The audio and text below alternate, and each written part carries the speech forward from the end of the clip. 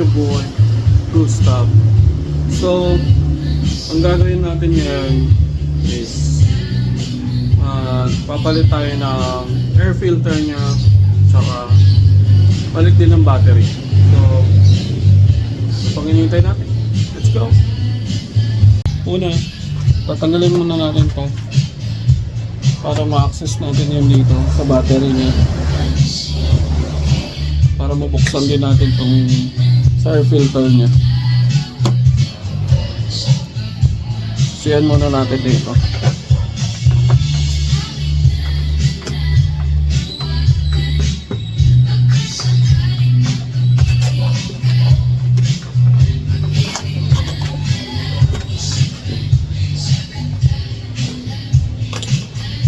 Sunod naman, ito, lagi kong may bitbit na halin para in case.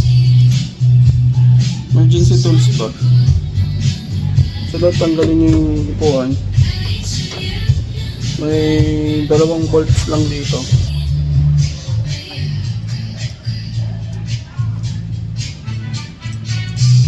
Gagamitan mo ng number 6 sa alin.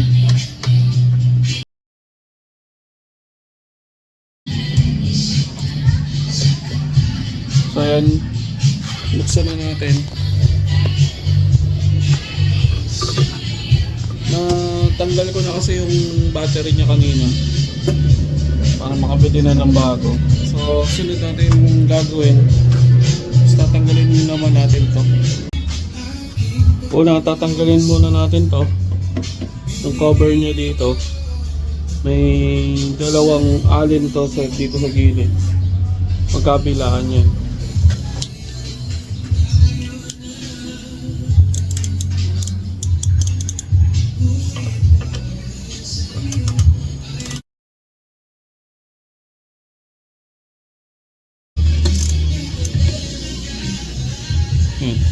Dahan-dahan lang sa paghugot kasi may plastic washer siya dito.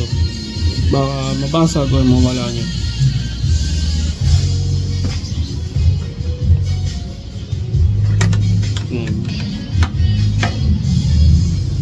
Takin niya lang pataas para ma-access ko to.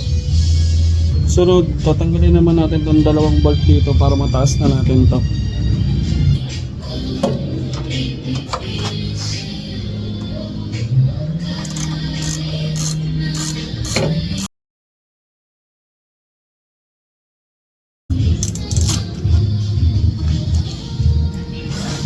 Sunod, itatali natin to para hindi siya bumagsak.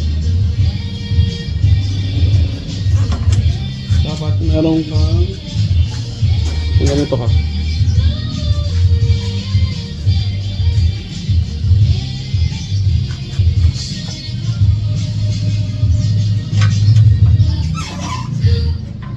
Kapit mo lang siya magkabilang dulo. Tapos ikaklam ko siya sa passenger seat.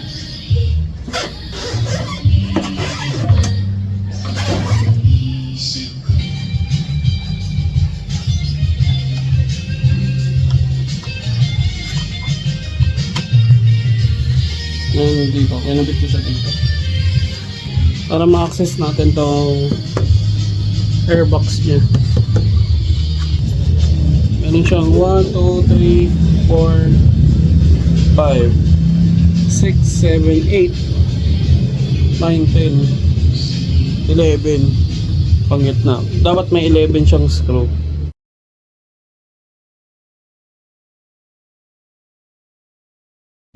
So ayan, tanggal ko na lahat ng screw niya. Yung dito na lang matatanggal mo yun pag hinatak mo to.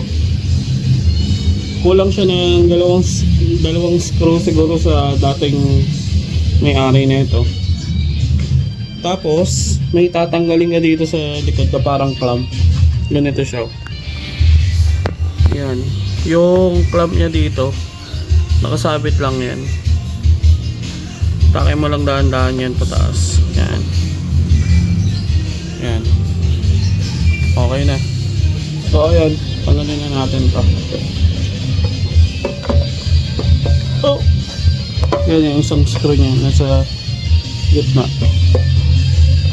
Hindi ka na ito alisin. Pero iwasan mo lang mawala. So, ito yung dating air filter niya. Grabe. Dumi na talaga. So, ito yung air filter niya na bago. Kakabit ko lang.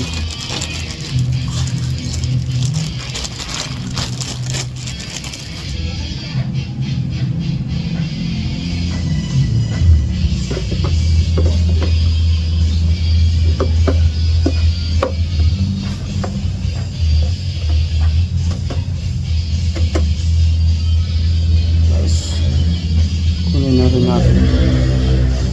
Check mo na rin kung may dumi yung ano niya, intake manifold. Tama ba? Check mo na rin, baka may dumi dito. Pero iwasan yung mahulugan ng dumi kasi yan siya kumukuha ng hangin.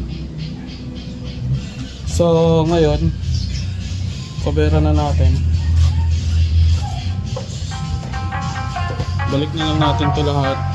Tapos kabitan natin yung battery. Okay na, nakabit na to. Okay na yan. Battery naman. FF9 battery. Autolite.